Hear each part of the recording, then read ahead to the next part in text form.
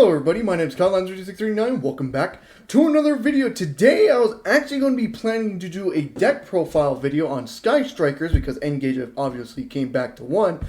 And then Konami decided to reveal all of King's Court. Yeah, a set that will come out in a couple weeks. It actually comes out on July 9th. Yeah, a lot of people were expecting reveals to happen soon because we had nothing on the set to be revealed yet. And then Konami was like, bam, here you go. Here's everything that's in the set, and they revealed it today. So yeah, in this one, I'm going to be covering most of the cards. I'm not covering all the cards in the set. I'm going to be covering most of the cards that have reprints and stuff like that, and then new cards like the new Kings and Queen Knight supports and stuff like that. So yeah, that's going to be this entire video. We'll start off with the reprints first before getting into the new cards. So yeah, without further ado, let's get straight into the... And first things first, with the reprints, we are starting off with Lightning Storm, and somewhat of a surprise because a lot of people thought they were saving the Lightning Storm reprint for the 2021 Mega or the 2021 Tins, but I guess they're gonna put it in King's Court instead. Yeah, this was very much needed. It was a very expensive card, and now they're getting a reprint. Now we don't know the rarities to the cards just yet.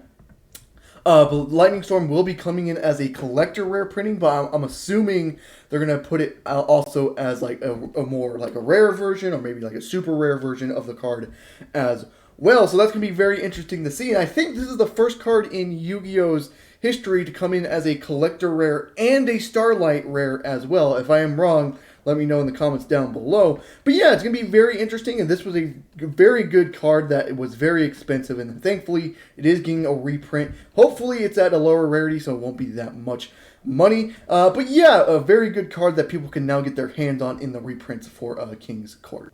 Next thing up is Evolvasaur Dolka. Very interesting, a very good reprint for the dinosaurs that very much use this card. Very good reprint. I think I only had 2 printings before this, and that was like way back in like 2013 and 2012 and stuff like that. So it's been a very long time since we had a Dolka reprint, and we finally got one here. Again, we don't know the rarities to it, but there's going to be a very good reprint for the dinos. Again, if I would assume anything, this can maybe come in as a super rare, or maybe even a rare, because I think this is like a, I think that how it's assembled is going to be, instead of commons, it's rares, and then your supers, and then your ultras, and then of course your collector rares as well. So this is going to be very interesting to see. Dinosaurs players are really going to love this right now. It was a very somewhat expensive card. I know last time I checked it was like $15 to $20. It might have dropped off since then, but you know, still a very good reprint for those dinosaur players, so they don't have to waste that much money on Dolka, and then maybe can invest into something like Archosaur and stuff like that. So yeah, that is it for this reprint. Next thing up is World Legacy Guard Dragon in the reprint section, and again, this is more for Dragon Link. Now, this had only, I think, 2 printings before going into this reprint, and it was listed around like around $10 or so. So yeah, a very good reprint. I can expect this to come in as a rare. Again, we don't know the rarities, but I think this will most likely come in as a rare, and it makes sense to me if it comes in as a rare. It might be a little late because, you know, Dragon Link just got hit on the ban list with Striker Dragon and Guard Dragon LP being hit. So that's going to be very interesting to watch if Dragon Link, you know, comes back and stuff like that. But, you know, World Legacy Guard Dragon getting that reprint is always very nice. So you don't have to waste that much money for the people who want to try to keep their money and still build a competitive deck. So yeah, that's it for this reprint. Next thing up is Pot of Duality, and usually this wouldn't be a reprint I would, you know, put focus on because it already has a lot of reprints in the past. Something like Utopia is also in this set as a reprint, and I'm not covering that because, you know, Utopia's been reprinted to oblivion at this point. But Pot of Duality, I'm putting it in here because it's interesting because Flunderies will be coming out in a couple months. I think it's in like September, maybe October. They can definitely use Pot of Duality, you know, maybe picking up your Pot of Duality now and then using it for the future. Could be very good. So yeah, that's why I'm decided to cover Pot of Duality. But there's really no other reason for it, especially in this set, since there's really no other... there's really no deck that's in here that can really take advantage of Pot of Duality. Like Reinforcement and the Armory is in here. I'm not covering that. But that actually makes sense for this to be in this set because all the Queens and King's Knight and stuff like that are warriors. So that makes sense for that to be in here. Pot of Duality, it's like whatever. Doesn't really make sense. But this could be something you save until, you know, the Flunderies monsters come out. So yeah, just an interesting reprint to look out for. Next thing up on the reprints is actually 3 cards. It's Phantom of the Yang Zing, Cloud Castle, and Constellar M7. You know what? You know, it makes sense. Maybe Cloud Castle will get a better rarity bump in reprinting here, because it only has 2 common reprintings. I think actually just all their printings are common for Cloud Castle. So if they lift it to like super rare, that could be very interesting for that. So yeah, and then Constellar M7 is just a nice reprint. This is basically your virtual world reprint, maybe 2 formats too late because VFD is now off the, or just gone from the format. So yeah, and they really don't play Cloud Castle and Phantom of the Yang Zing anymore. Now they still play, you know, M7, so that makes sense for them to reprint. Yeah, it just feels like it's virtual world reprints, just a couple formats too late for that. Next thing up on the King's Court reprints are your Yugi Knights, or whatever you want to call them. Now, this actually makes sense for them to get reprinted in this set because they're getting more support in the set, so that's why they're getting reprinted in the set. Now, the cards themselves are pretty fucking garbage. Like, 2 of them are normal monsters. One's a level 5 normal monster with 1900 attack. Garbage. And then King's Knight is just an effect monster that can pull out Jack Knight if you control Queen's Knight. It's just really, really garbage cards, but they're getting more support, so it makes sense on why they're getting reprinted in the set. Most likely going to be rares. I don't see them being supers or anything like that. Again, this is just so that it gels well with the new support that comes out. And then the last thing for the reprints that I am covering in this video are the extra deck for those Kings and Queen Knights and stuff like that. Starting off with our Link 3 monster, Arcane Extra Joker, which requires 3 warrior monsters with different names, which of course can go with the Knights. So yeah, this is just very interesting. It's not that good because again, it can negate effects if that effect ends up targeting the monster itself. So it's not, you know, the greatest thing in the world, but Link 3 with 2800 attack is not that bad, to be honest with you. And then if it gets destroyed by battle, you can special summon a level 4 or lower warrior normal monster from your graveyard. So not too bad there, but again, it's not the best thing in the world. And then Arcane Knight Joker, which also makes sense for them to reprint in the set since the Knights are getting more support and stuff like that. They're getting a way better fusion spell now, which I will cover in just a little bit. Again, this one requires a Queen Knight, a Jack Knight, and a King's Knight. Must be a fusion summon of this card. Can only be done with the above fusion materials, and then once returned during either player's turn, if this face-up card on the field is targeted by a spell, trap, or monster effect, negate it by sending the same type of card to negate that effect. Again, it really sucks because that has to target that card specifically, but you know, it's still something. 3800 attack on a monster is still something you have to deal with and stuff like that. But again, you know, they're alright reprints. You know, it makes sense for this because they're getting more support in this reprint. Now, this is the end of the reprints. Now let's go into the new cards, shall we?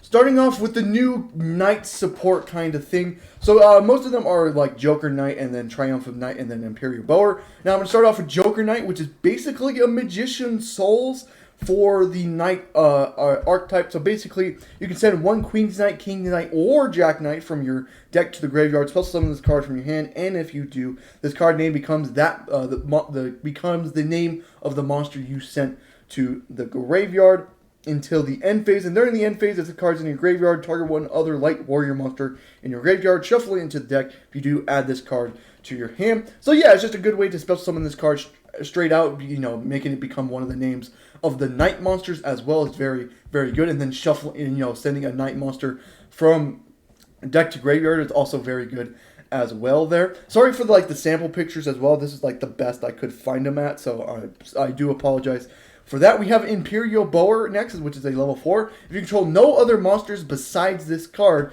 you contribute this card. Take 2 different monsters from your deck among Queen's Knight, King's Knight, or Jack Knight. Either add it to your hand or special summon each monster. You can only use the effect of Imperial Bower once per turn. So basically, you can contribute this card, special summon to Queen, Kings, or Joker, or Jack Knight, so my bad. And then, of course, they have to be with different names, so they can't be Jack Knight and Jack Knight. But, you know, it gets them out straight away and stuff like that, so that's pretty good as well. And then Arcana Triumph Joker is another card in here. If this card's in your hand or graveyard, you can send 1 Queen's Knight, King's Knight, and Jack Knight from your hand or face up God, I cannot read today. Fucking hell. Let me try this again.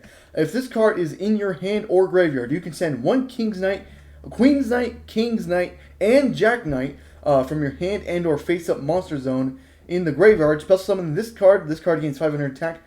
Combine the number of the cards of both players' hands. So basically kind of like a Slifer effect, but going for both players. Then you can discard one card, destroy all face-up monsters your opponent controls with this same type as the one you discard. So monster, spell, and trap. So you send monster, destroy all monsters your opponent controls. Again, it sucks to destroy, but doesn't target, so that's a good thing as well. So this is very interesting support here. Joker's Knight, very, very good. Same thing with Arcana Triumph Joker. Imperial Boulder is like, take it or leave it. It's really up to you. So those are it for those monsters. Now let's cover the new spell cards that get released as well. So the spell cards are very interesting. We're going to start off with this middle one here, the face card Fusion. So very good fusion, I would say. Fusion summon one light warrior fusion monster from your extra deck using monsters from your hand and or field as fusion materials. If you control a Queen's Knight, King's Knight, or Jack Knight, you can use one monster from your deck as fusion material as well. So yeah, a fusion monster that can use monster or fusion materials from the deck is very, very good, because honestly controlling one of those cards should not be that much of a problem in this deck. So again, this is going to be a very good fusion card for the deck, especially since they're getting a new fusion monster to go alongside them with well, which we'll cover in just 1 second. And they can also pull out the other fusion that they have as well. So very interesting there. We'll go now on to Joker Straight, which will be the card on the right of your screen here. You can so if you activate this card, discard one card, special summon one Queen Knight from your deck, and then add one King's Knight or Jack Knight from your deck to your hand. Then immediately after this effect resolves, normal summon one monster. Then you cannot special summon monsters for the from the extra deck for the rest of the turn except for light warrior monsters. And then during the end phase, if this card's in your graveyard, you can target one light warrior monster in your graveyard, shuffle it into the deck, and then if you do, add this card back to your hand. So very good card, because you can special summon a Queen's Knight and then add either a King's Knight or a Joker Knight to your hand, then normal summon. And then if you add the King's Knight, you normal summon King's Knight, you already have the Queen Knight on field, summon the Joker Knight, and you do your stuff from there. And then you can add this card back during the end phase as well, because it doesn't say except for the turn this card was sent to the graveyard. It just says if this card's in your graveyard, shuffle one light warrior back into the deck, add this card to hand. So very good to add this card back to your hand and stuff like that. So, very interesting there. And then we have our last card on the left side here, which is Thunder Speed Summon, which is a quick play spell. During the main phase or battle phase, immediately after this effect resolved, normal summon one level 10 monster, or if you control a Queen's Knight, King's Knight, and Jack Knight, you can apply this effect instead. Add one level 10 or level 10 non-dark monster with a question mark attack from the deck to your hand. Then immediately after this effect resolves, normal summon one level 10 monster. You can only apply the effect of Thunder's Speed Summon per turn. Now this is interesting because you can either add that level 10 monster that's getting released. I forget what it's called. It's the one that can send everything to graveyard and stuff like that. But this is also indirect support for what is it called? Fucking indirect support for the God cards. Specifically more the Winged Dragon Raw and Slifer the Sky Dragon, because you can you already have 3 monsters on field. You can add one of those monsters because they're both level 10s, and then immediately normal summon them out onto the field, trimming all 3, getting Raw onto the field or Slifer on the field, depending on which you want to do. So this is basically indirect support for those God cards. So that's very, very interesting, especially since they got a couple new cards in their structure decks, even though the structure decks were absolute garbage. So yeah, that is it for the spells now. They have 2 new traps, which we'll cover right now, actually.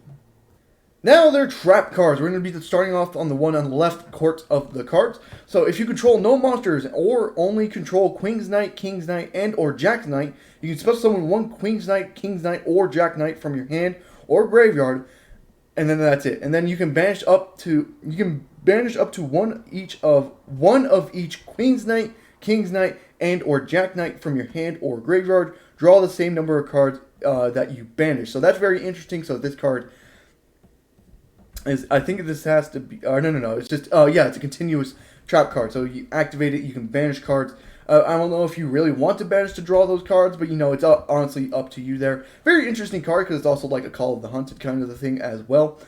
as long as you control no monsters or at least one of the night monsters as well. So, you know, it's basically a restricted Call of the Haunted, but it still has that draw effect as well. So that's a very interesting trap card. Now on to the next one, which is just a normal trap card, which is called Joker's Wild. During the main phase or battle phase, send one spell from your deck to the graveyard that specifically lists all Queen's Knight, King's Knight, and Jack Knights. This effect becomes that spell's effect when that card is activated. During the end phase, if this card's in your graveyard, target one Light Warrior monster in your graveyard, shuffle it into the deck. We do add this card back to hand. A lot of the spells and traps have that kind of thing as well. Now that's very interesting because you have to send a spell that specifically lists those cards. Now that could be very interesting. You can either send that quick play spell that we were just talking about that can, you know, special summon or add to level 10 or stuff like that, and then immediately normal summon and stuff like that. So you can do that, or you can do. And they had two more spells. Why am I immediately forgetting what those other spells are? You can immediately send the fusion spell if you want to as well, and immediately get that effect. I think that lists all the Queen's Knight, King's Knight, and Jack Knight. Now I could be wrong about that. But yeah, this is going to be very interesting. You know, send the spells and stuff like that, and immediately get its effect off and stuff like that. So that's very interesting, and that's it for the entire Knight support and stuff like that. But we still got one more card to cover in this, and it's a very ridiculous card, so let's cover it right now. And that card is number F0 Utopic Future Dragon. And oh boy, we are finally getting this card. And now it makes sense on why Drynet got banned on the ban list. So this is very interesting. So if you don't know what this card does, the OCG definitely knows what this card does. It requires 3 XYZ monsters with all the same rate except for number of monsters. So basically the Zodiac engine can kind of help you into this as well. You can also XYZ summon this card by using number F0 Utopic Future you control as material, and that basically says if you control, you can use 2 XYZ monsters with the same rank and then overlay into that monster. That monster is getting reprinted as well. I just don't have it as one of my slides and stuff like that. So that card is very good because it only requires 2. You overlay into that, and then you then overlay into F0 Utopic Future Dragon immediately, and then it cannot be destroyed by battle or card effects. And then once per turn, when your opponent activates a monster effect, quick effect, detach 1 material from this card and negate the activation. Then if your opponent controls that monster, take control of it. Absolutely ridiculous fucking card. Makes sense on why Drynet got hit because, again, the Zodiacs really love using this card, especially in the OCG, and that's why the OCG ended up banning Drynet as well, to not try to hit this card or Zeus and stuff like that. So very interesting card. It's a fucking 3,000 attack, 2,000 defense, can't be destroyed by battle or card effects, and then it has that negation and take control of that monster if they end up controlling that monster. So very interesting. It's a soft once per turn, so if you have multiple copies on the field, you can activate multiple as well. So very good card. I can see this being, I think the highest rarity is ultra rare in this set, so I can absolutely see this being an ultra rare, maybe even like a collector's rare as well. Very interesting card, very good card as well. It's going to be interesting to see if the Zeus actually play this, if Zeus gets plays at all, because, you know, Drynet is banned now. Yeah, so that's it for the video, though. There's a couple other things that I did not mention. There's a couple of reprints I just decided not to mention. There's a couple new cards, like there's new Pendulum cards that I decided not to cover. There's new Photon cards I decided not to cover as well because they were just very small. So yeah, I hope you guys did enjoy the video. If you did, leave a like and subscribe for more content on the channel. I upload every Monday, Wednesday, and Friday with a stream on Saturday and Sunday. I hope to see you guys in the next one. Goodbye.